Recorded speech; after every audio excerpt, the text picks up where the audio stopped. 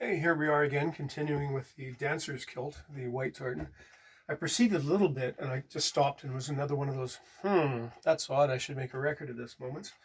First off, I've taken off the top band and I've started a new habit just to keep things straight because I'll be doing concurrent activity in several kilts at once. So I've just taken my old piala, my cup, and all of the bits and bobs, the straps and the buckles and everything, the top band have just gone in there. Um, so I've undid the left hand edge of the inside apron, and then I picked the seam apart. And this is curious; I've never seen this before because, again, I believe we're dealing with someone who's a very, very competent seamster, but has no kilt making experience, and that's not a judgment, right? I'm not. But what we've done is there's the last pleat, there's the end of the apron, which is curious.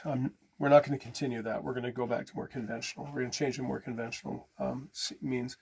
And she's also sewn the crease into the bottom of that pleat. And fortunately, she's used hand stitching, so I can unpick that carefully and press it flat. But I don't understand the reason for that. We used to do that back when I was a recruit, and we would stitch seams. We would stitch the creases into our battle dress, and then we get caught. And then we'd be doing extras on parade and being able to, for damaging kit. Anyhow, so yeah, we're going to sort that out. I've done the front apron, and again, we have the same thing where they've sewn that crease in. We're going to remove that as well. Now, what gives me pause, and the reason why I called my videographer away from what he was doing to come down here and video this, is that what we see is and this is possibly intuitive on this person's part because they're very knowledgeable seamster.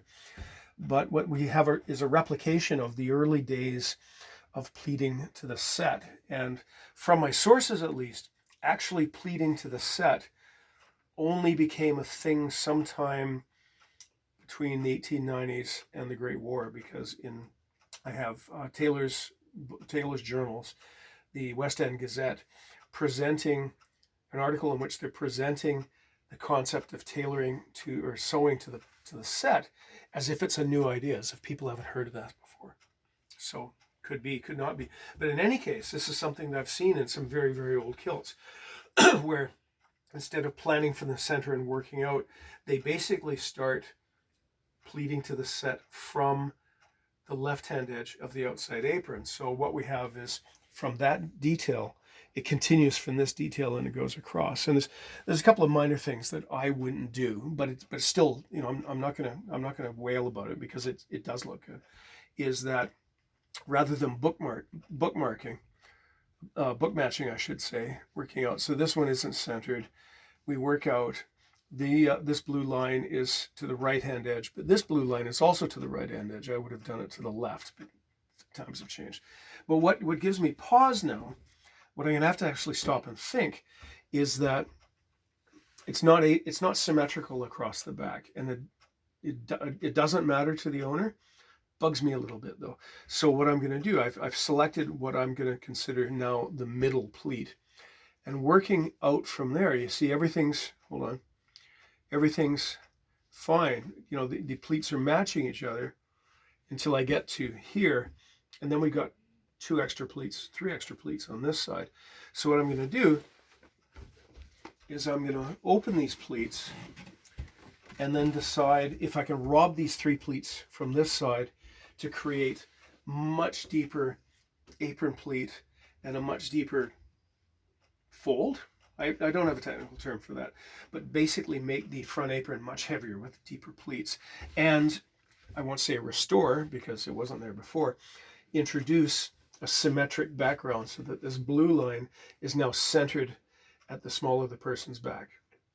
Alternately, because it just occurred to me, because the central element of the apron is the white line guarded by purple.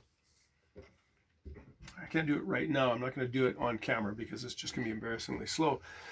Let's see if there's any way that I can introduce one of these as being the center, but just my immediate reaction is it's going to be winding up being the blue stripe. So I'm gonna carefully pick these apart, and luckily for me it's not machine sewn, because machine sewing plus light cloth is a real headache to take apart without damaging the cloth.